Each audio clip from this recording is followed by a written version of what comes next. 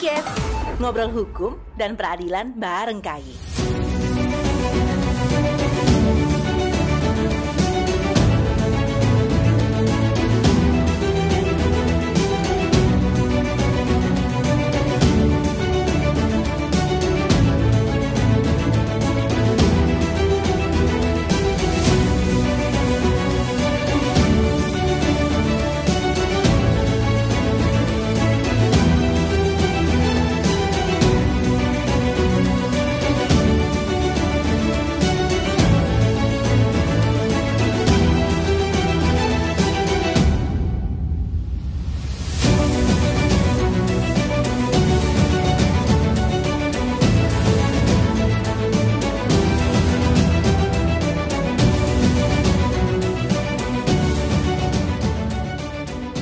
Assalamualaikum warahmatullahi wabarakatuh. Selamat pagi Sobat KAI semua, apa kabar?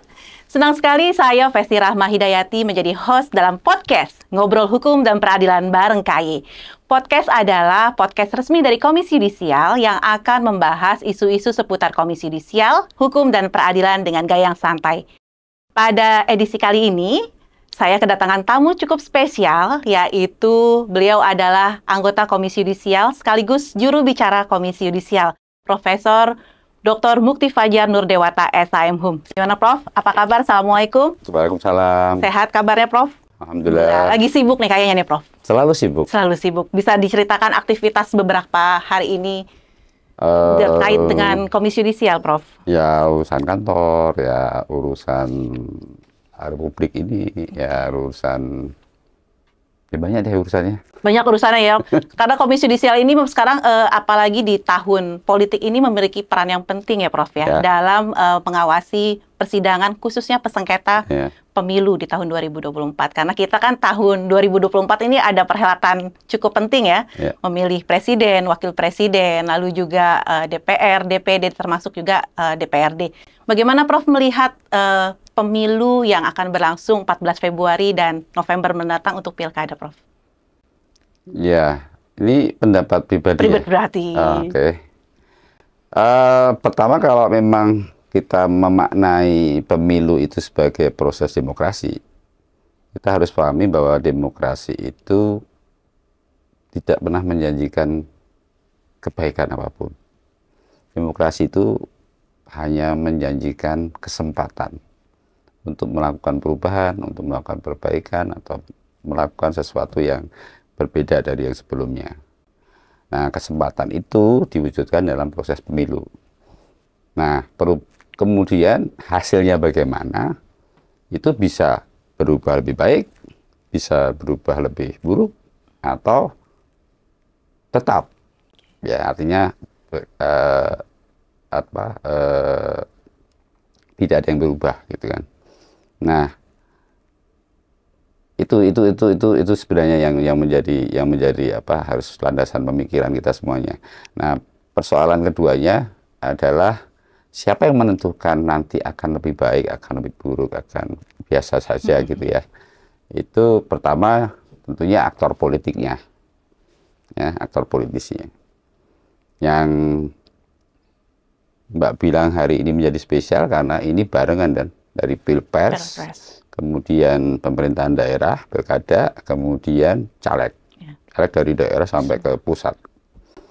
Nah, ini akan menjadi satu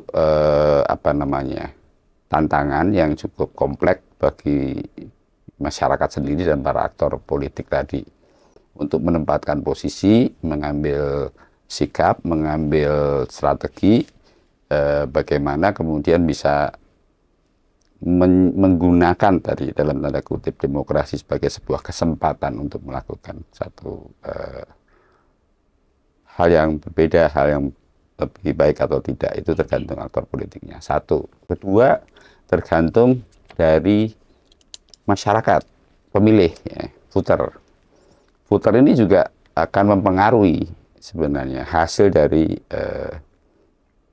pemilu dan pilkada ini. Nah, tentunya ini akan muncul berbagai yang agak menarik di Indonesia ini kan politik identitas. Ini jangan, saya ngomong politik identitas jangan ditafsirkan selalu dengan agama ya. Tapi bahwa kemudian masyarakat itu memunculkan identitas mereka untuk kemudian berpolitik. Baik itu dari segmen kelompok sosial, misalnya kelompok pengusaha, mungkin juga ada lagi identitas sekarang menamakan Gen Z, milenial, itu juga identitas. Dari belum suku, belum karena belum suku, ras dan sebagainya ya. Ini kan menjadi satu kompleksitas yang cukup rumit ya. Jadi maunya banyak itulah intinya. Saya mau ngomong bahwa pemilih ini maunya banyak. Dari kaum yang begini maunya apa, pebisnis maunya gimana, gitu kan. Sampai yang Gen Z itu maunya gimana. Ini yang perlu kemudian ada satu pemahaman bagi para politikus untuk menyerap aspirasi mereka. Agar nantinya bisa aspirasi itu bisa diwujudkan dalam program-program seandainya mereka itu nanti terpilih. Itu, dan yang ketiga ya ini barengan. Barengan itu berarti makanya dibilang kompleks banget ya, Prof, kompleks banget. Jadi pemimpinnya nanti berubah banyak banget. Dari misalnya dari presidennya sampai dari legislatifnya, kemudian dari pemerintahan daerahnya, semua berubah hampir bersamaan di tahun 2024. Oke. Berarti kan tadi Prof bilang bahwa ini ditentukan oleh selain politisi juga publik gitu kan ya. Tapi kan KAI ini sebagai lembaga negara juga punya peran ya untuk mendukung kelancaran dari pemilu itu sendiri gitu kan. Karena kita tahu pemilu itu satu pemilunya banyak, pemilihnya banyak sampai 240 juta kalau tidak salah ya. Jadi akhirnya memang akan memunculkan potensi-potensi terjadinya sengketa gitu, termasuk berujung ke pengadilan yang memang menjadi ranahnya Komisi Yudisial. Nah, untuk kelancaran pemilu sendiri ini, Komisi Yudisial sudah menyiapkan program apa saja ya, Prof? Secara kelembagaan, memang ada tanggung jawab kepada publik ya, bahwa satu lembaga negara itu harus punya komitmen. Dan kemarin kita sudah melakukan deklarasi bersama dengan lembaga-lembaga lain yang terkait ya, KPU, Bawaslu, kemudian dengan Kemenpora, kemudian dengan LSM dan perguruan tinggi. Deklarasi ini merupakan komitmen kebangsaan ya, saya pikir komitmen kebangsaan untuk bagaimana menjadi satu moral force itu, kekuatan moral untuk proses pemilu ini berjalan dengan baik, jujur, adil, dan sebagainya kayak gitu. Baru kemudian masuk tugas KAI. Tapi bahwa ini harus dipersiapkan supaya semuanya berjalan dengan baik. Karena apa? Karena kalau tidak baik pasti akan berujung dengan penuh sengketa. Nah, itu ini urusannya kan ke peradilan. Nah, ini tugas pokok KAI kan mulai di situ berjalannya. Tentunya KAI berharap nggak banyak sengketa sih, ya kan gitu. Tapi kalaupun kemudian muncul sengketa ya itu menjadi tugas kita. Kita sudah itu kemudian jadi kita akan melakukan pengawasan dan seterusnya sesuai tupoksi kami di Komisi Yudisial. Kemudian yang ketiga bahwa Komisi Yudisial sudah bikin semacam ya panduan-panduan ya bagaimana berpemilu yang baik dan seterusnya, itu sudah kita lakukan. Itu kalau kerjasamanya dengan kita tidak membatasi sebenarnya ya. Kita ingin dengan semuanya, termasuk dengan media dan sebagainya, dengan masyarakat umum, ya, ormas, LSM, baik lembaga negara maupun non lembaga negara. Gitu. Kan disebutkan bahwa titik fokusnya itu adalah pengawasan ya, dan juga pemantauan persidangan ya, Prof ya. Tapi kan juga ada tugas-tugas lain yang diberikan kepada Komisi Yudisial untuk melakukan seperti misalnya dari segi peningkatan kapasitas hakim, lalu juga melakukan advokasi. Apakah dalam tugas ini Komisi Yudisial juga memberikan porsi yang penting untuk pengawasan pemilu itu sendiri, Prof? Komisi Judisial melakukan kerjasama dengan Mahkamah Agung dalam bentuk melakukan pelatihan-pelatihan pada hakim, ya, pada hakim tentang sengketa pemilu pilkada. Paling tidak itu membekali para hakim untuk menambah wawasan, ya, dan apa namanya contoh-contoh sengketa yang mungkin akan muncul dan bagaimana melakukan proses peradilan dalam sengketa itu. Itu sudah kami lakukan dengan Mahkamah Agung. Ya. Jadi bisa dibilang sebenarnya ini tugas rutinnya Komisi Judisial memang, tapi hanya difokuskan untuk Iya, mungkin pemilu, tematiknya karena ini pemilu ya, jadi kita ambil pemilu dan pilkada tadi. Jadi dari segi apa ya, pelaksanaan tugasnya tidak ada yang berbeda dengan rutinitas yang biasa dilakukan sama Komisi Judisial ya, Prof ya? Dalam arti pelatihan ya, tapi ini tematiknya aja yang beda. Termasuk untuk pemantauan persidangan. Pemantauan persidangan dan seluruh prosesnya sama. Jadi memang Komisi Judisial merancang sebuah program yang untuk mendukung kelancaran pemilu 2024 ini ya. Dari segi peningkatan kapasitas, lalu juga pengawasan dan pemantauan persidangan, termasuk juga mengadvokasi hakim yang akan menangani sengketa pemilu itu sendiri. Plusnya ini aja, Mbak, karena ini kepentingannya adalah kepentingan yang lebih luas ya. Nah, tadi ya kompleksitas, kemudian akan terjadi perubahan banyak kepemimpinan, maka plusnya itu KAY nggak mungkin kerja sendiri, jadi mau kerja bareng-bareng dengan lembaga yang lain. Untuk kolaborasi yang antar lembaga. Gitu. Ini satu hal yang menarik ya, Prof, karena kan memang dasar pembentukan Komisi Judisial itu kan dari keinginan rakyat ya, dari rakyat yang menginginkan adanya peradilan bersih. Jadi memang civil society itu cikal bakalnya Komisi Judisial. Dalam kegiatan atau program ini, bagaimana rancangan program untuk melibatkan publik, Prof? Tadi kan sudah ada bentuk kolaborasi antara KPU, Bawaslu, lalu juga MA, termasuk Kemenpora. Ya sebenarnya mentransformasikan saja ya tugas-tugas KAY ataupun tugas-tugas proses penegakan hukum lah gitu ya. Itu kepada lembaga yang memang berwenang, tapi kita perluas juga dengan mengajak civil society, kemudian media dan sebagainya. Jadi pesta demokrasi yang 2004 ini, pesta besar-besaran ini harus diikuti juga dengan proses pemantauan, proses pengawasan dan sebagainya, sampai pada proses sengketanya itu diawasi oleh banyak orang ya, banyak pihak gitu. Jadi netizen 62 ini berperan penting ya, Prof ya? Sangat semuanya penting. Sangat penting. Jadi bisa pemantauannya itu bisa lewat medsos untuk memantau misalnya ada pelanggaran-pelanggaran, atau juga melakukan pemantauan persidangan secara mandiri. Apakah dimungkinkan itu dilakukan oleh publik? Saya kira edukasi ya, edukasi dan tanggung jawab edukasi itu sebenarnya tidak hanya KAY ya, walaupun KAY juga melakukan itu. Kenapa menjadi penting? Karena ini satu proses yang tadi saya katakan dalam skala yang masif besar ya, semua ada perubahan.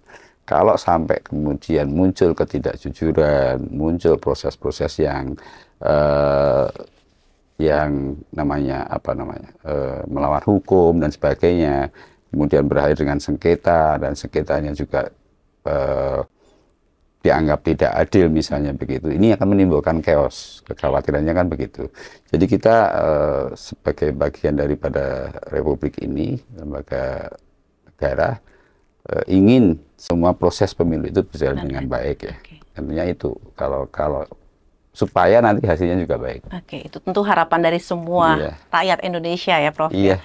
Kalau untuk sendiri kan udah capek-capek karena sudah banyak ya, Prof. Udah importnya sudah luar biasa. Iya. Kalau untuk publik sendiri, kira-kira kalau bentuk sasarannya siapa nih, Prof? Tadi kan ada dewan, ada pers, ada juga mahasiswa. Akan digandengnya siapa nih yang paling memungkinkan untuk menjadi menjadi sahabat ataupun partnernya dari KAY ini sendiri? Yang kan program ini akan dilakukan selama kurang lebih 1 tahun ya, Prof. Siapa yang pertama kali akan disasar oleh Komisi Judisial untuk menggalang publik dalam melakukan program-program pendukung pemilu ini, Prof? Tentunya mitra-mitra ya, mitra utama kita ya Mahkamah Agung, kemudian lembaga-lembaga negara terkait ya, termasuk KPU, Bawaslu yang tadi sudah melakukan deklarasi bersama kita, kemudian ya tadi civil society itu bisa dari kampus ya, kami minta juga teman-teman dari kampus untuk lebih aktif, kemudian dari media, kemudian dari CSO, ya LSM. Ya intinya siapa saja sih sebenarnya ya, itu yang memberikan informasi yang valid, itu bisa sangat membantu proses pemilu ini, dan termasuk juga khususnya membantu Komisi Yudisial dalam melakukan tugasnya. Cuma catatannya jangan ngirim informasi yang hoax gitu ya. Dilarang hoax ya, Prof. Ya, dilarang hoax. Karena Komisi Yudisial akan melakukan verifikasi dan seterusnya untuk memastikan informasi kebenaran tersebut. Kita beralih nih, salah satu portfolio dari pembidangan Prof Mukti ini kan ada penghubung ya, Prof ya. Penghubung di KAI itu sendiri sejauh ini sudah berapa ya, Prof ya? Penghubung di daerah itu tahun 2023 ini ditambah 8. Jadi sekarang total ada 20. Itu dalam rangka menunjang pemilu atau memang sudah di... Iya, saya pikir tidak hanya pemilu ya. Nah, hanya itu akan juga sangat bermanfaat ketika pemilu berjalan. Karena ada proses pilkada di daerah masing-masing ya. Betul. Nah itu menjadi ujung tombak saya kira ya, yang bisa langsung turun di masyarakat, melakukan pemantauan, pengawasan dan seterusnya. Oh, jadi penghubung yang saat ini existingnya ada 20 penghubung ya 20 di seluruh Indonesia ini juga akan melakukan program yang didesain untuk pendukung pemilu tersebut. Ya pastinya. Dalam rangka untuk misalnya pemantauan persidangan seperti itu. Oh, jadi mereka bisa menerima laporan juga ya, Prof ya, di terkait dugaan pelanggaran kode etik. Betul. Jadi memang kalau boleh tahu ada di mana aja, Prof, di 20 itu? Dari Aceh, Sumatera ya. Aceh, Padang, coba dikoreksi kalau lupa. Aceh, Padang, Palembang, Medan, kemudian Lampung, Riau,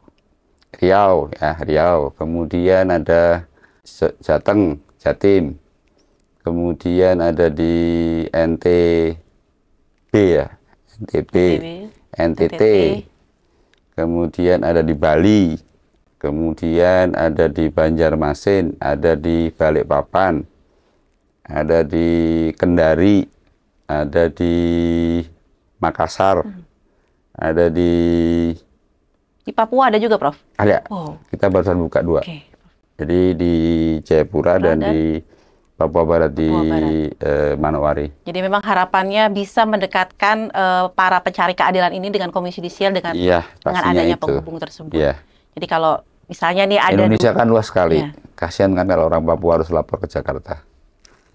Jadi kita dekatkan. Jadi memang ini bentuk perhatiannya dari Komisi Yudisial ya terhadap untuk lebih aksesibilitas terhadap keadilan gitu. Jadi apa sih yang bisa dilakukan publik ketika datang ke penghubung selain melaporkan adanya dugaan pelanggaran kode etik gitu? Saya kira ini komitmen dari Komisi Yudisial ya. Ketika dilahirkan sebagai anak reformasi ya. Ya, tentunya kita ingin memperjuangkan hal-hal tadi ya. Dan ini bentuknya adalah satunya itu. Jadi sebenarnya kalau timingnya pemilu dan pilkada ini juga membutuhkan partisipasi publik ya. Jadi publik tidak harus langsung datang ke KAI, tapi bisa melalui penghubung-penghubung tersebut. Penghubung itu memang didesain untuk membantu tugas pelaksanaan Komisi Yudisial. Iya, kepanjangan tangan lah ya, kepanjangan tangan dari Komisi Yudisial di daerah-daerah. Ya kita tahu lah, Republik ini kan besar sekali. Jadi kita mesti layani masyarakat yang di ujung-ujung sana kan. Itu sih komitmennya itu aja untuk para pencari keadilan ini, mempermudah lah bagi mereka untuk mencari keadilan. Ada inovasi lain, Prof, selain tadi adanya kehadiran penghubung untuk lebih dalam rangka upaya Komisi Yudisial untuk mewujudkan peradilan bersih?